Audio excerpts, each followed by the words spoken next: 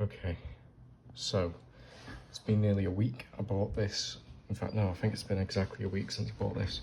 It was $2.99. I could not pass it up.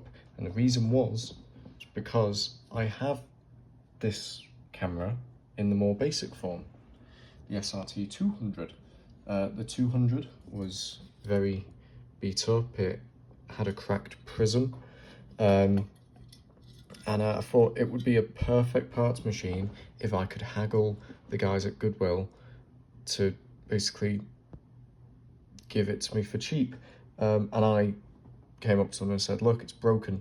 And I proved it was broken. Their top guy couldn't make it work. So the manager, a very kind old lady, gave it to me for $2.99. Now keep in mind, this is a $180 camera if you get the right one. Realistically, it's worth more like 40, and you can get them for 40 in the same condition.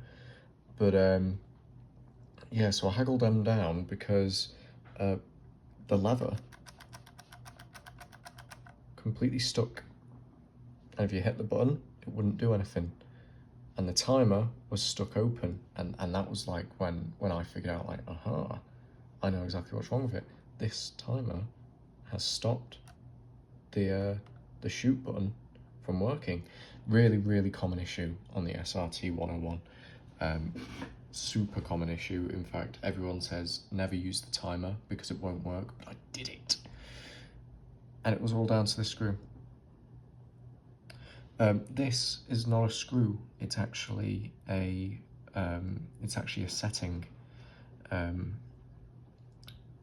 This changes the center point of the actuation arm, which goes right the way to the top of the button. So let's see it in action.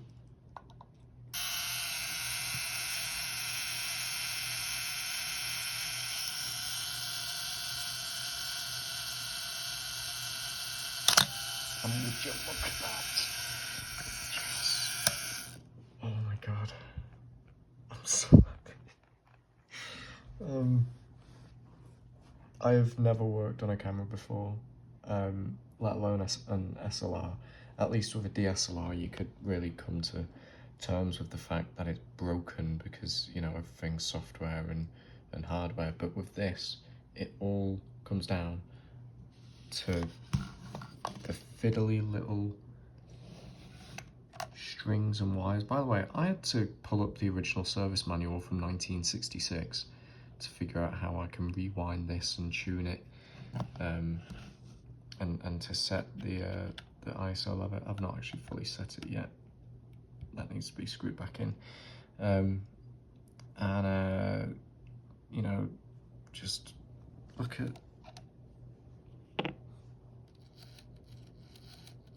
it's just, everything is minuscule. It's literally like a clock. And you know, I started working on cameras by accident because my dad found a Pentax MX, which is the most beautiful tiny camera I've ever seen, and I just fell in love with Pentax. Basically, the exposure counter wasn't ticking on this one. You just open the door, boom, it resets 0. But on this Pentax MX, it's the same exact mechanism, but it wasn't resetting when I opened the door. And the top forum post for recommended solutions was to use a little eyedropper and drop in alcohol into the mechanism, and that will loosen up all the old grease. No, that broke it. In fact, it broke it so bad it won't shoot, and I don't know how to fix it. So hopefully with this win, and I'm calling it a win, I still need to put it all back together, still need to glue the actually real leather. By the looks of it, it does look like real leather. I think it's genuinely tanned. Yeah, just, man, I'm so happy.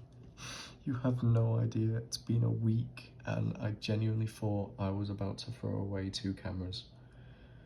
But by the looks of it, I'm a little bit more confident on the Pentax now. So wish me luck.